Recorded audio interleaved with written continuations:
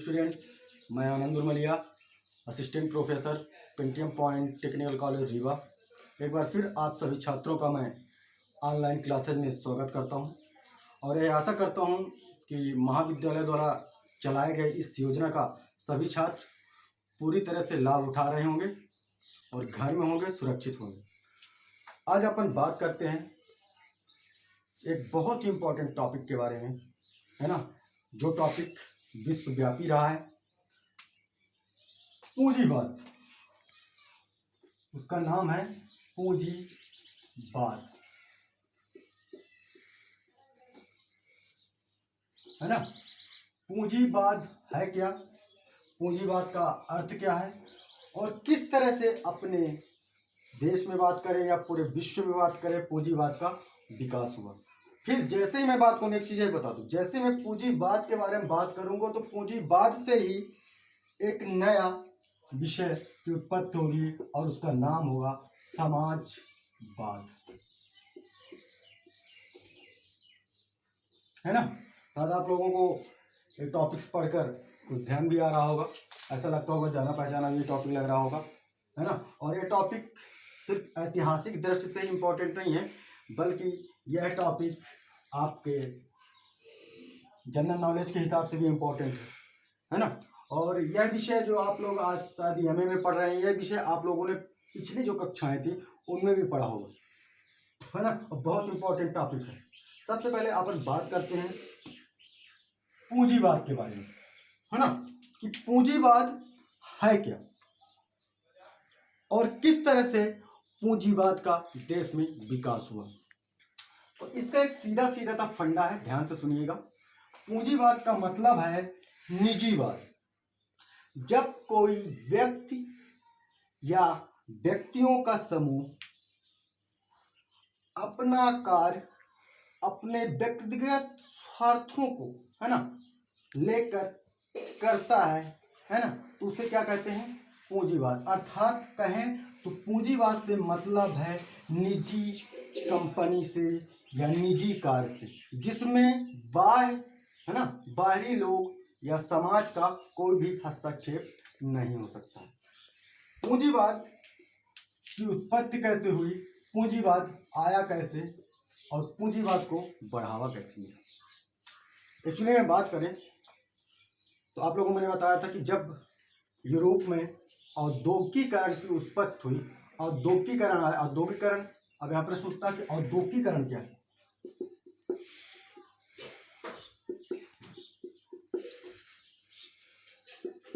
औद्योगिकीकरण से क्या तात्पर्य है ना, औद्योगिकीकरण है क्या। तो एक्चुअली में क्या हुआ था कि 17वीं 18वीं सदी में यूरोप में कंपनियों का इतना ज़्यादा विकास हुआ, इतनी ज़्यादा नई नई कंपनियां स्थापित हुई, इतने नए ज़्यादा से ज़्यादा उद्योग स्थापित हुए कि उससे क्या कहा गया, औद्योगिक क्रांति, है ना। यूरोप में लगातार नई नई कंपनियों की स्थापना, नए नए उद्योगों की स्थापना के कारण यूरोप में एक क्रांति सी आ गई जिसे औद्योगिकीकरण कहा गया, है ना। और इसी औद्योगिकीकरण ने पूंजीवाद को जन्म दिया, है ना। किसको जन्म दिया, पूंजीवाद को। अर्थात पूंजीवाद का मतलब है खुद का, स्वयं का, निजी का अधिकार। अर्थात इसमें कोई बाहरी हस्तक्षेप नहीं कर सकता। हम अर्थात दूसरी भाषा में कहे या सरल भाषा में कहे, जैसे कि सपोज दैट यदि हम कोई कंपनी स्थापित करते हैं, उस कंपनी में अपना पैसा लगाते हैं, तो हम अपने हिसाब से काम करेंगे, है ना। हम अपने हिसाब से काम करेंगे, हम अपने हिसाब से संसाधनों का बंटवारा करेंगे, हम अपने हिसाब से मूल्य का निर्धारण करेंगे, हम अपने हिसाब से कर्मचारियों को वेतन वृद्धि करेंगे या वेतन देंगे। अर्थात इसमें कोई भी बाहरी समूह हस्तक्षेप नहीं कर सकता। इसी को क्या कहा गया, पूंजीवाद, है ना। क्या कहा गया इसी को, पूंजीवाद। अर्थात इस पूंजी पर सिर्फ और सिर्फ किसी एक व्यक्ति का या किसी व्यक्ति के समूह का अधिकार हो सकता है, इसमें कोई बाहरी हस्तक्षेप नहीं कर सकता। इसमें कोई बाहरी सरकार या पब्लिक किसी भी तरह का हस्तक्षेप नहीं करेगी। यही क्या कहलाया? पूंजीवाद, है ना। अब ध्यान दीजिएगा,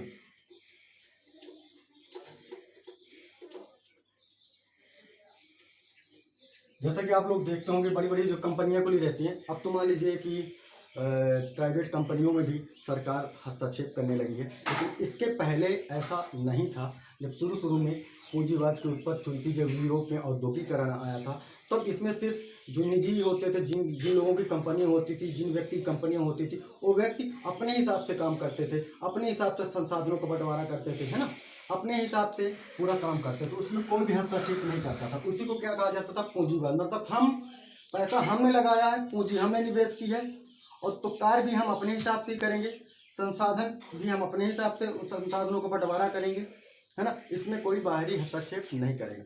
तो हुआ क्या कि पूंजीवाद के कारण क्या हुआ कि मजदूरों का, जो मजदूर थे, है ना, जो मजदूर थे, श्रमिक थे, उनका शोषण होने लगा, है ना। क्या होने लगा? शोषण होने लगा। जो निजी कंपनियां होती थी वे क्या करने लगी, चूंकि उन पर किसी तरह का दबाव नहीं होता था, वो स्वतंत्र थी, उन लोगों ने मजदूर और श्रमिकों का शोषण करने लगा। अर्थात मजदूरों और श्रमिकों से ये लोग अत्यधिक कार्य लेते थे, परंतु उस कार्य के बदले में बहुत कम राशि उनको दिया करते थे। और यहाँ तक कि कोई नियमावली नहीं थी कि कितने घंटे कार्य करवाना है ना, तो मनमाना काम करते थे। जो कंपनियों के मालिक होते थे, जो निजी कंपनियों के मालिक होते थे, वो मजदूरों से 16-16 घंटे, 18-18 घंटे तक, है ना, काम करवाते थे, जिससे मजदूरों की हालत खस्ता हो गई थी और मजदूर परेशान हो गए थे। अब यहाँ ध्यान दीजिएगा, हम अभी बात कर रहे हैं पूंजीवाद की, अभी हम यहाँ नहीं गए समाजवाद में, और यहीं से देखिएगा समाजवाद की उत्पत्ति होती है।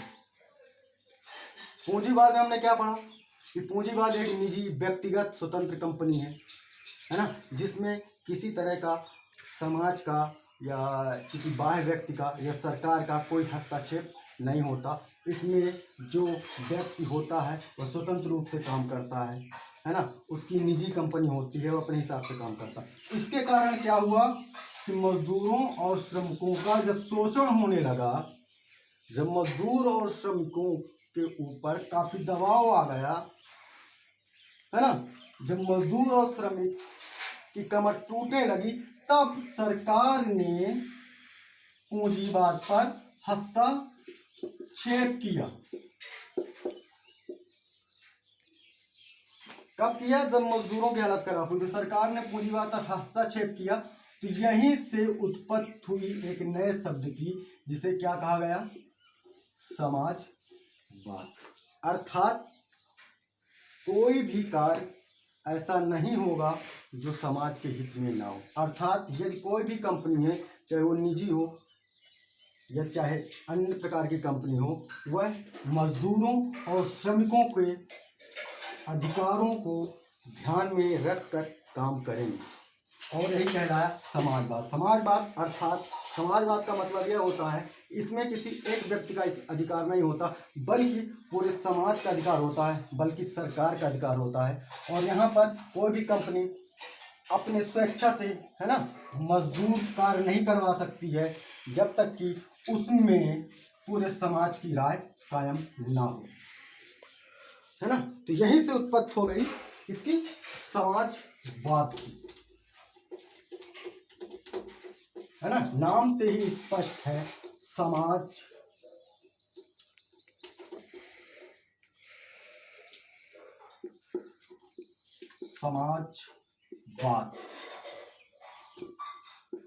अर्थात ऐसा विचार जो सामाजिक हितों पर निहित हो, जो समाज के अधिकार पर निहित हो, जो जनता के कल्याण पर निहित हो, वो क्या कहलाया? समाजवाद, है ना। धीरे धीरे क्या हुआ कि पूंजीवाद का हनन होने लगा, लोग जागृत हुए, है ना। कई बहुत सारे क्रांतिकारियों ने जन्म लिया, कई बहुत सारे फिलासफियर ने जन्म लिया, और उन्होंने अपने पुस्तकों के माध्यम से लोगों को जागृत किया। किसानों व मजदूरों के अधिकारों के लिए आवाज उठाई, किसानों व मजदूरों का संगठन बनाया, है ना, किसानों व मजदूरों का संगठन बनाया जो कि पूंजीवाद के खिलाफ लड़ाई की शुरुआत की। और जब पूंजीवाद के खिलाफ लड़ाई की शुरुआत हुई वहीं से समाजवाद को प्रोत्साहन मिला और धीरे धीरे समाजवाद ने पूंजीवाद के ऊपर प्रहार करना शुरू कर दिया कि अब कोई भी कंपनी किसी भी व्यक्ति पर अपना मालिकाना हक नहीं थोप सकती है। अर्थात वो काम तो लोगी, है ना, काम तो लेगी मजदूरों से, लेकिन कुछ नियमों को ध्यान में रखकर यदि वह अपने व्यक्तिगत कार्य मजदूरों से लेगी या मजदूरों का शोषण करेगी तो सरकार उसके ऊपर कार्रवाई करेगी, है ना। तो समाजवाद के आ जाने से मजदूरों को काफ़ी प्रोत्साहन मिला और मजदूरों को एक सहारा मिला, है ना। इस समाजवाद को प्रोत्साहित करने के लिए अनेक वैचारिक विषयों ने काफ़ी योगदान दिया। अनेक फिलासफियर ने, अनेक विचारों ने समाजवाद को बढ़ावा दिया। लेनिन ने मजदूरों के लिए बहुत सारे क्रांतिकारी कार्य किए, उसने बहुत सारे क्रांतिकारी लेख लिखे मजदूरों के हक के लिए, श्रमिकों के हक के लिए। इस प्रकार धीरे धीरे जो समाजवाद था पूरे विश्व में फैल गया और लोगों ने समाजवाद को ज़्यादा महत्वता देना शुरू कर दी, है ना, क्योंकि समाजवाद में एक आम पब्लिक साथ में था। पूंजीवाद में आम पब्लिक साथ में नहीं है, यहाँ कुछ ऐसे ही सिर्फ व्यक्ति शामिल हैं जिनके पास निजी संपत्ति है। लेकिन यहाँ समाजवाद में ऐसे व्यक्ति शामिल हैं जो एक आम इंसान है ना। आम इंसान मतलब बहुत सारे, जैसे इसमें शिक्षक भी शामिल हो गए, मजदूर शामिल हो गए, है ना, वकील शामिल हो गए, है ना, और कई मध्यम जो लोग हैं सब समाजवाद का समर्थन करने लगे, है ना। जब समाजवाद आगे बढ़ने लगा, है ना, तो पूंजीवाद का हनन होने लगे, अर्थात पूंजीवाद का पतन की शुरुआत हो गई।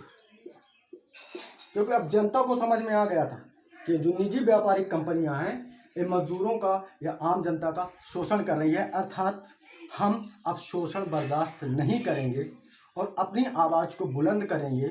और अपनी आवाज़ को बुलंद करने के लिए उन्हें एक सहारा मिल गया था जिसका नाम था समाजवाद, अर्थात ऐसा बात, ऐसी विचारधारा जो समाज हित, राष्ट्र हित व देश हित में काम करेगी, जो मजदूरों व श्रमिकों की, है ना, के अधिकारों को ध्यान में रख कर काम करेगी, वो कहलाया समाजवाद, है ना।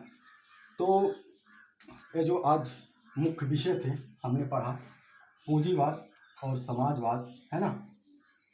पूंजीवाद और समाजवाद में हमने सबसे पहले पूंजीवाद के बारे में आपको बताया, क्योंकि जब तक आपको पूंजीवाद के बारे में नहीं समझ में आएगा तो आप सीधे से समाजवाद को नहीं समझ पाएंगे, क्योंकि पूंजीवाद से ही समाजवाद की उत्पत्ति हुई है ना। देखिए एक्चुअली में क्या होता है, बहुत सारे लोग होते हैं, परिभाषाएं होती हैं, सीधे से परिभाषाओं को पढ़ लेते हैं कि पूंजीवाद क्या है, समाजवाद क्या है ना, लेकिन उनको पता नहीं चलता। यही तो इतिहास है। इतिहास का मतलब यही है कि किसी विषय वस्तु के बारे में विस्तृत जानकारी, है ना, सिर्फ सतही जानकारी ही नहीं का होना अनिवार्य नहीं है। हम चूँकि हम लोग बड़ी क्लास में हैं, एमए की क्लास है, तो इसमें हम सिर्फ पूंजी, मैं चाहता हूँ सीधे से बता देता, परिभाषा बता देता कि पूंजीवाद क्या है, समाजवाद क्या है ना, बेहतर बता सकता था। और आप रटा रटाया खुद दिनों चलता, आपने कहावत भी सुनी होगी कि रटा रटाया कुछ दिन ही चलता है, लेकिन जो विस्तृत ज्ञान होता है ना, जो ऐतिहासिक ज्ञान होता है वो हमारे साथ सदैव रहता है। तो मैंने हमेशा से ही सपोर्ट किया है विस्तृत ज्ञान के बारे में, है ना, सतही ज्ञान के बारे में नहीं किया। और रटने में मैंने कभी भरोसा नहीं किया। आप लोगों में मैंने बहुत सारी क्लासें ली, मैंने हमेशा अक्सर यही कहा है मैं विषय वस्तु को समझने में, है ना, ज़्यादा भरोसा रखता हूँ। तो आज मैंने आप लोगों को बताया पूंजीवाद और समाज के बारे में, समाजवाद के बारे में, पूंजीवाद की शुरुआत कैसे हुई, पूंजीवाद है क्या, और किस तरह से पूंजीवाद के कारण समाजवाद की उत्पत्ति हुई, और फिर समाजवाद क्या है, समाजवाद की रूपरेखा क्या है, और समाजवाद में कौन कौन से सिद्धांत शामिल हैं। इन सारे विषयों को मैंने चर्चा किया।